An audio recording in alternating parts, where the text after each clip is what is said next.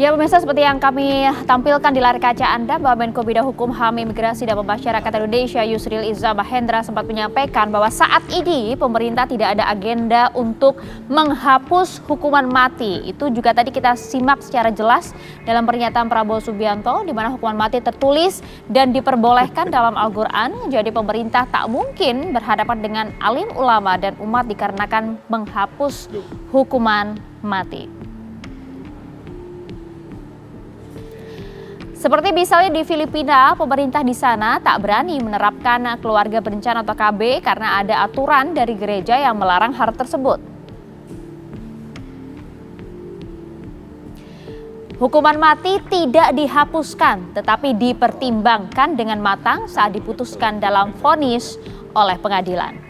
Itu yang diperjelas oleh Yusril Iza Mahendra dari pernyataan Prabowo Subianto yang meminta hukuman setegas-tegasnya terhadap koruptor, tapi tidak dengan hukuman mati. Sekali lagi Pak Sugiat, mumpung ada perwakilan dari DPR di sini tadi, Pak Yudi juga sampaikan bagaimana kemudian dengan pembatasan lainnya, seperti dengan undang-undang perampasan aset misalnya, sejauh ini seperti apa prosesnya di DPR, Pak Sugiat?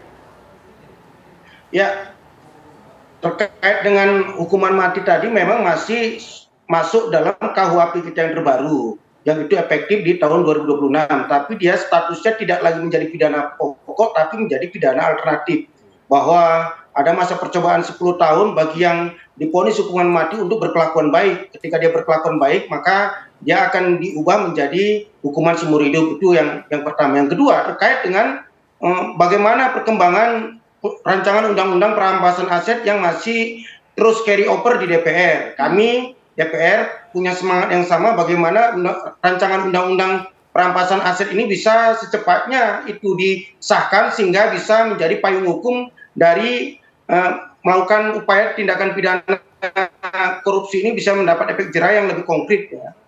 Tapi walaupun belum ada undang-undang perampasan aset, saya pikir yang menjadi garis yang perlu menjadi catatan di periode Pak Prabowo ini, bahwa pemerintahan Pak Prabowo dengan payung hukum yang lain, misalnya terkait dengan kejahatan korporasi sawit misalnya.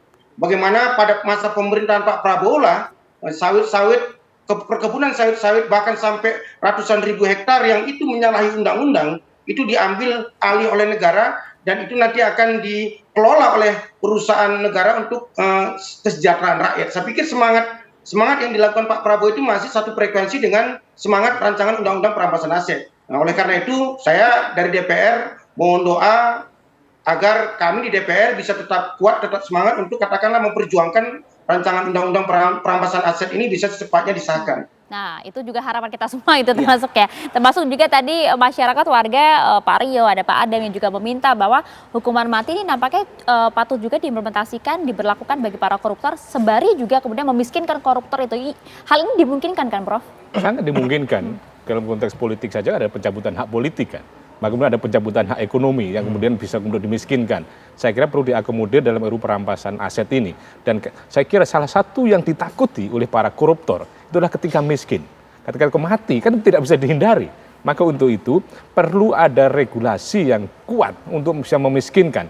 Norma yang terkait dengan misalnya adanya hukuman denda, uang pengganti, saya kira tidak terlalu signifikan, ada batasan-batasannya. Tetapi ketika kemudian RUU perampasan aset bisa kemana-mana, bahwa ketika tidak bisa dibuktikan, ini dari misalnya penghasilan yang sah secara hukum, maka kemudian dapat dirampas oleh negara.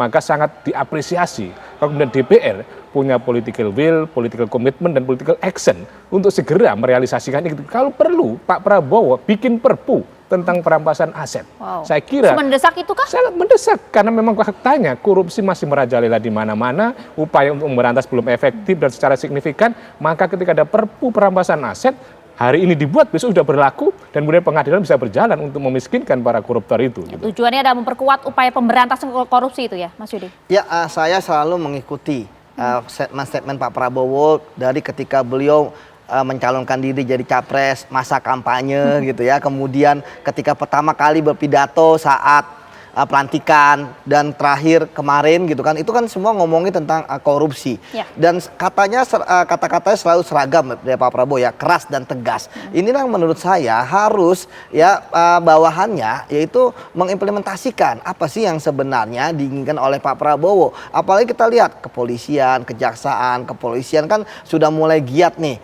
untuk memberantas korupsi, itu disupport gitu. Bagaimana support pemerintah? Pemerintah tentu tidak bisa mengintervensi kasus, tapi pemerintah bisa membuat payung. Ya, yang tadi saya katakan mencegah supaya tidak ada pelaku korupsi yang lain, membuat orang untuk takut untuk korupsi, ya, terus membuat orang tidak ingin untuk korupsi. Saat ini kan terjadi perdebatan, mana dulu integritas dulu apa sistem dulu? Ya, saat ini kan sama perdebatan seperti ayam dulu, ya kan, atau telur dulu gitu. Nah, sekali lagi kita harapkan bahwa tentu kita mensupport ya teman-teman di parlemen untuk bisa mengesahkan ini, tetapi sekali lagi rambu-rambunya harus jelas seperti yang disampaikan oleh Prof ya, bahwa undang-undang perampasan aset jangan sampai hanya namanya aja undang-undang perampasan aset, tetapi isinya ternyata tidak mencerminkan ya bagaimana merampas atau memiskinkan koruptor. Ya, ingat bahwa semangat dari perampasan aset ini bukan bagaimana kita memiskinkan koruptor semiskin-miskinnya ya, tetapi apa yang harta yang didapatkan atau aset yang didapatkan secara tidak sah itu yang dirampas ya. Jadi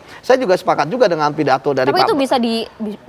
itu sangat mungkin dilakukan Sangat kan mungkin ya. sekali. Kan itu. Jadi misalnya LHKPN, instrumen untuk para penyelenggara negara. Saya pikir itulah harta yang bersih ya yang dimiliki oleh para pejabat tersebut. Jadi kalaupun mereka korup, semiskin-miskinnya ya harta mereka ada harta yang ada di LHKPN gitu. Karena memang saya tidak pernah menemukan harta hasil korupsi itu ada di LHKPN gitu. Contohnya Pasti tidak ada gitu kan. Misalnya aset mobil mewah, uang di rekening itu semua tidak dilaporkan karena mereka pakai layering atas nama orang lain dan sebagainya. Jadi sekali lagi bahwa kita nggak boleh membiarkan ya koruptor itu tensi pemberantasan korupsinya turun. Kenapa? Karena mereka pasti akan tertawa terbahak-bahak. Sekarang aja mereka penjaranya mewah, hukumannya ringan. Tadi saya katakan hukuman ringan hanya 3 tahun 4 bulan ini rata-rata di tahun 2023 harusnya menjadi cambuk bagi kita. Tapi alih-alih ada perbaikan, ya malah kemudian hakimnya kena kasus. Dan ingat loh, kasus yang kemarin hakim itu yang paling menarik Mbak adalah bahwa ini sistemis sekali. 3 majelis hakimnya kena jadi tersangka. Atasannya yang waktu itu jadi WKPN di Jakarta Pusat kena. Artinya apa? Artinya nggak ada orang yang menjadi role model.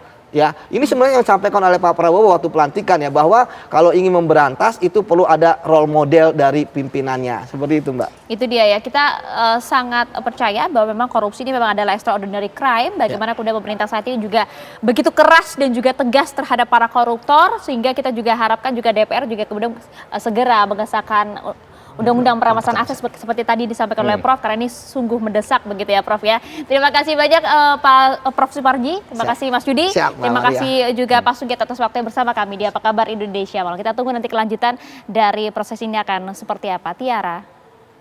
Maria dan juga pemirsa, sesaat lagi kami akan kembali dengan informasi tim kuasa hukum Presiden ke-7 Joko Widodo membantah soal tuduhan yang terus menyasar mantan kepala negara tersebut. Informasinya akan kami hadirkan usai jeda.